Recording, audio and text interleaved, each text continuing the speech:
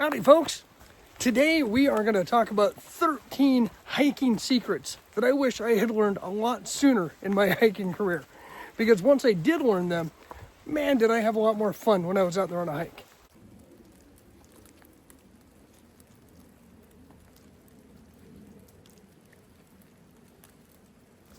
Let's jump right into it. Secret number 1, rain happens. Seems pretty obvious, doesn't it? Well, even in the summertime, hiking here in the Pacific Northwest, there's chances you can run into rain. Always have a raincoat in your backpack and be prepared for the unexpected.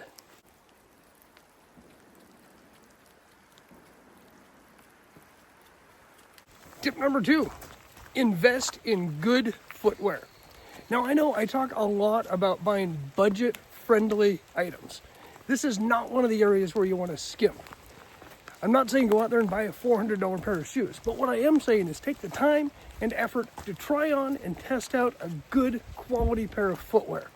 You want to make sure they fit right and they're going to last. Because an ill-fitting pair of shoes is going to cause some heat sores, blisters, or even in more extreme situations could cause some major injuries further on in your hiking career. So take your time, shop wisely when it comes to shoes. Learn to enjoy the short hikes. Not every hike has to be a multi-day or overnight adventure.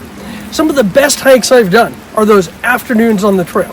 They're short enough that you don't have to worry about major plans, but long enough that you can hit that reset button. Short hikes are also a great training ground for future hikes.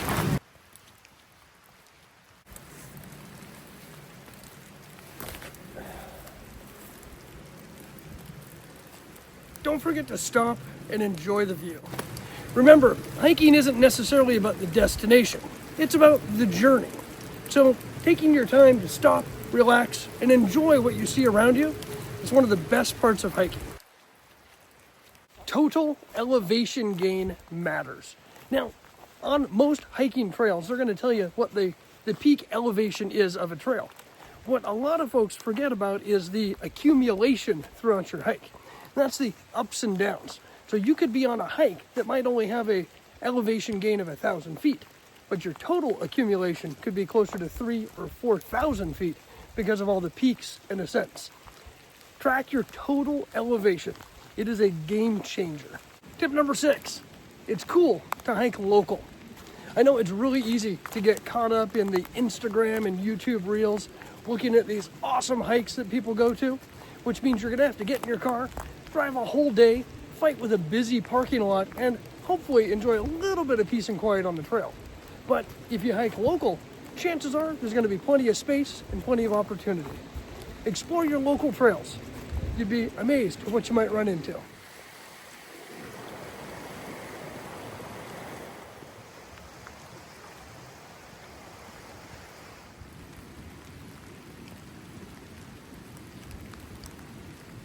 Maybe number 7, number 8, I'm losing count already. But stop packing so much water.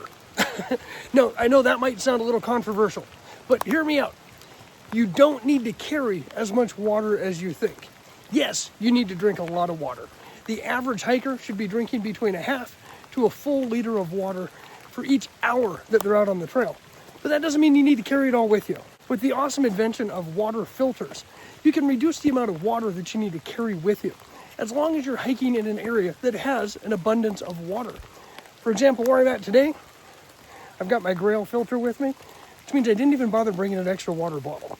I'm filtering as I go because I'm hiking along a river, and it really reduces the amount of weight in my pack. Okay, so we're gonna take a little pause from the list of 13 items, because I just want to tell you, if you're out there and nature calls, don't bring your own toilet with you. I'm sorry, folks, no. Pack it in, pack it out. Remember the principles of leave no trace. That's a jerk move. A little creative, but still a jerk move. I guess that's one of the dangers of hiking local. All right, anyways, enough of my complaining. Let's get back into it. I also want to point out that it is always okay to turn around. Just because you have a goal in mind doesn't mean you need to complete that goal. If you're out there and conditions change if maybe the rain gets to be too much for you or you're just not feeling it that day. Don't be afraid to say enough's enough. Stop your hike and turn around and head back to your car. You can always try another day.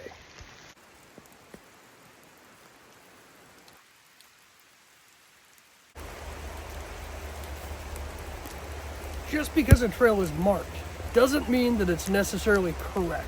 Never rely on trail markings as your only form of navigation. Now, I talk a lot about making sure you have a map and a compass in your bag, and that's for a reason. You never know when you're going to get out there, and the trail may have diverted from what you originally thought. Having a map and a compass to rely on is a fantastic backup tool, but make sure you know how to use them.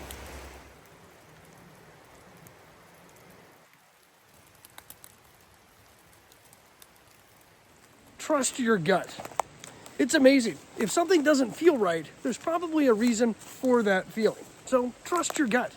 Take a break, look around your surroundings, and make sure things are okay before you proceed.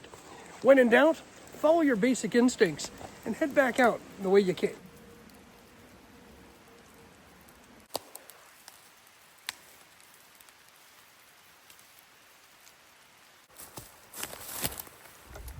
All right. One of the dangers of filming by yourself is you've got to walk back for the camera. Hey, if you guys are enjoying this content, if you find it useful or somewhat entertaining, I hope you consider maybe subscribing to the channel. Give me some comments below on other content you'd like to see in future videos. The support is greatly appreciated. Now, I know I said don't be cheap when it comes to buying a good quality pair of shoes, but that doesn't mean you need to break the bank when it comes to buying your hiking and backpacking gear.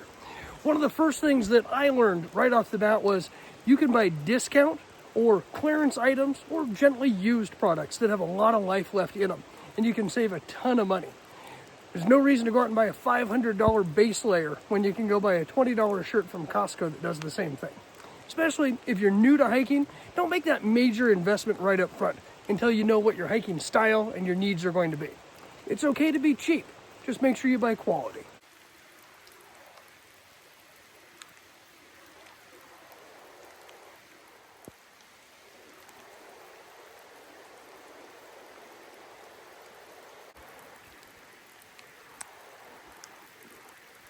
Okay, so tip number 13.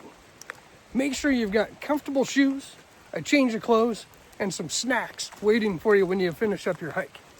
I always like to keep a nice pair of slippers and a change of clothes in my car. That way when I get done with a hike after a day like this, I've got something warm and comfortable to put on. For example, just around the corner is my truck. I've got a thermos full of coffee and a bag of Fritos waiting for me. Not exactly the healthiest choice, but after a rainy day out here, it's exactly what I'm going to be wanting. Folks, I hope this helped you out, gave you some suggestions and some ideas to help you enjoy your hiking and maybe make it a little bit more comfortable along the way. So until next time, folks, hope to see you out there on the trail soon. Let's go for a walk.